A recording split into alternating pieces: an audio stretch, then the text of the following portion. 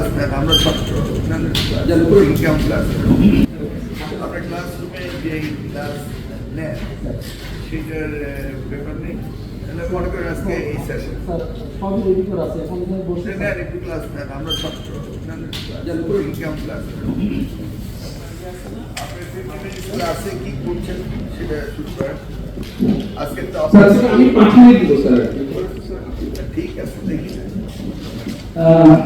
আসসালামু আলাইকুম স্যার, আমি সজ্জাদ আলী, সহযোগী অধ্যাপক ডিস্ট্রিক্ট নারায়ণগঞ্জ উপজেলা কমিশনে কর্মরত আছি পড়াশোনা করতে।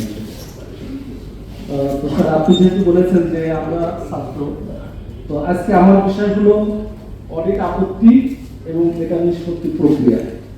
তো আমরা মূলত একটা সেশনে যেটা শিখি, আমরা যেহেতু লেকচারার এখানে আছি, সবাই লেকচারারদের আসলে অডিটটা তাদের এতটা গুরুত্বপূর্ণ না হলেও আমরা একটা কলেজ যখন কাজ করি তখন আমরা সবাই প্রিন্সিপাল স্যারের জ্ঞান হিসেবে কাজ করি, প্রিন্সিপাল স্যারের কাজগুলোকে আমরা সহযোগিতা করি।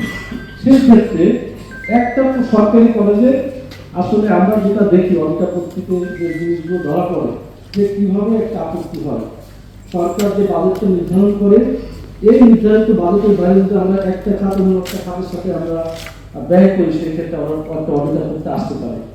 সেই ক্ষেত্রে আমাদের যে কাজটা হলো যে আমরা লেকচারার হিসাবে একটা কলেজ যখন কাজ করি যে আমরা কোন কাজগুলো করব, এবং দেখা যাচ্ছে এমন আছে যে আমার কলেজে প্রিন্সিপাল স্যার আমাকে 50,000 টাকা দিল যে তোমার ডিপার্টমেন্টে এই 50,000 টাকা তুমি খরচ করবা, কিভাবে আমরা খরচ করবো। তো আগে আমাদের যেমন প্রকল্প মেথড ছিল যে 25,000 টাকার উপরে গেলে আমরা ব্যাংক প্রক্রিয়া করতে পারি না। তো সেই ক্ষেত্রে যদি 25,000 টাকা আমাদের থাকে, আমরা যদি দুইভাবে খরচ করতে পারি, একদম আমরা